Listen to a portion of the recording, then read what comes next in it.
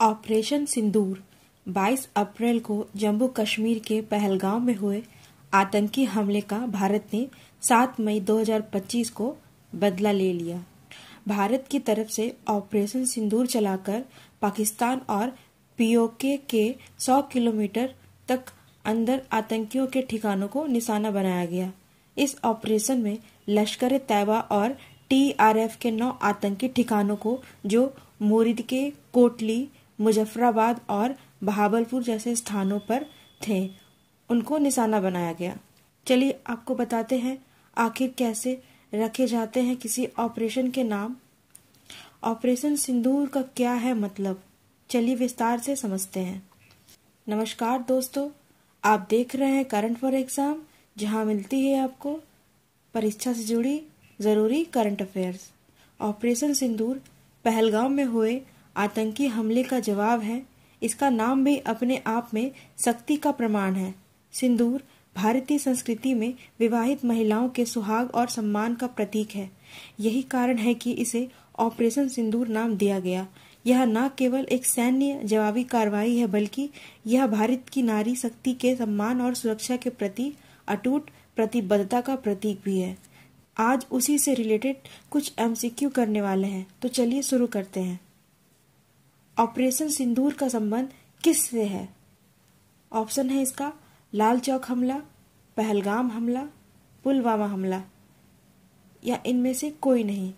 सही जवाब है इसका पहलगाम हमला। दूसरे सवाल पे चलते हैं। ऑपरेशन सिंदूर का नाम का सुझाव किसने दिया था? ऑप्शन है इसके इंडियन आर्मी, अमित शाह, राजनाथ सिंह, नरेंद्र मोदी। जवाब है इसका नरेंद्र मोदी। आगे बढ़ते हैं अगले सवाल पर। ऑपरेशन सिंदूर के तहत आतंकवादियों के कितने ठिकानों पर हमला किया गया? ऑप्शन है इसके 5, 6, 7 या 9। सही उत्तर है इसका 9 ठिकानों पर। ऑपरेशन सिंदूर कब लॉन्च किया गया?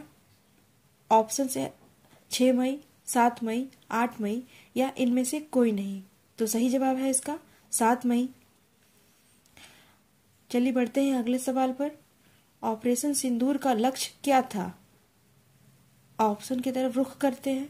पाकिस्तान में स्थित आतंकी ढांचे, पीओके में स्थित आतंकी ढांचे, ऑप्शन सी है ए एंड बी दोनों, या ऑप्शन डी है पाकिस्तान सेना।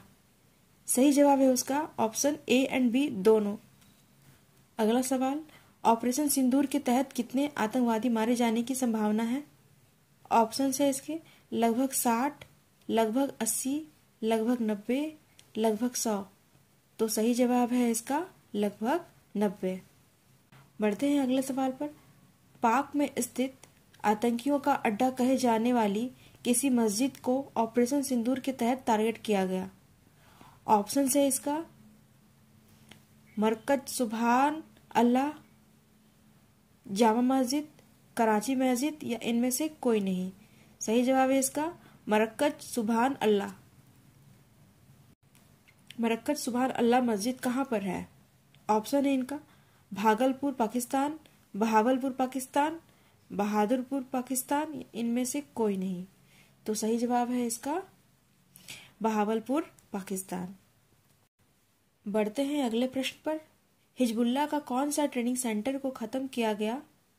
ऑप्शंस इस प्रकार है Mahmuna camp, Mahmood camp, Mohammed camp या इनमें से कोई नहीं।